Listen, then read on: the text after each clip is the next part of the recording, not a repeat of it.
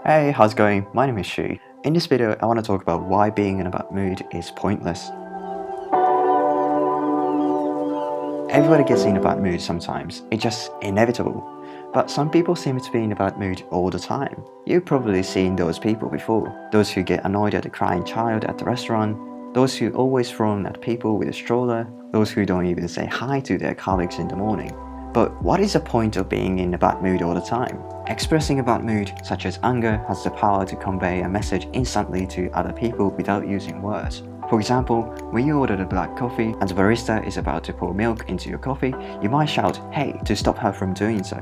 Using bad moods is a good idea in situations like this, when something that can't be undone is about to happen, and you need to stop it as quickly as possible. Other than that, being in a bad mood is unnecessary because we have a better way of communication: speaking. Only babies are an exception to this rule. Since babies can't speak properly, they need to use their moods to communicate whenever they are hungry or need to be changed. Of course, it's acceptable for babies to be in a bad mood because we know they can't use words nor solve their problems by themselves. The problem is that many adults nowadays are still acting like a baby. Even though they are mature enough to speak and address the causes of their problems by themselves, they resort to bad moods, hoping things will somehow change. They are constantly in a bad mood, not because they have an urgent need to communicate some message, but just for the sake of it. Such chronic bad mood is a disease many people suffer from in the modern world. Those people are always grumpy, even in situations where being in a bad mood never solves anything, nor does it make anybody feel better.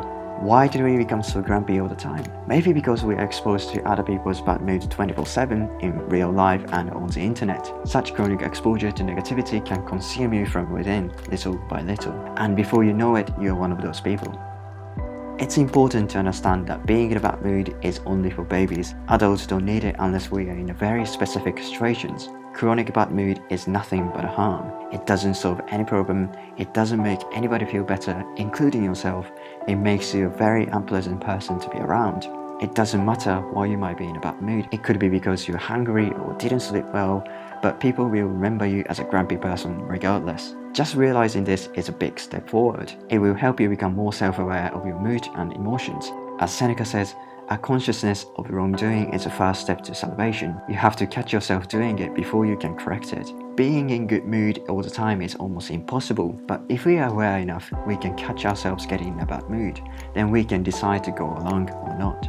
However, it takes a lot of effort and discipline to notice changes in your mood and correct it. But just like how weightlifting makes your muscles stronger, the more you practice self-awareness, the easier it gets to step back from your impulses. So try to pay extra attention to changes in your emotions and moods as often as you can. If you catch yourself getting in a bad mood, such as getting angry or grumpy, take a deep breath and ask yourself, is this the smartest response?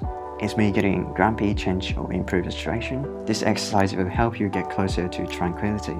As Marcus Aurelius says, it isn't manly to be enraged. Rather, gentleness and civility are more human and therefore manlier. A real man doesn't give way to anger and discontent, and such a person has strength, courage, and endurance, unlike the angry and the complaining. The nearer a man comes to a calm mind, the closer he is to strength.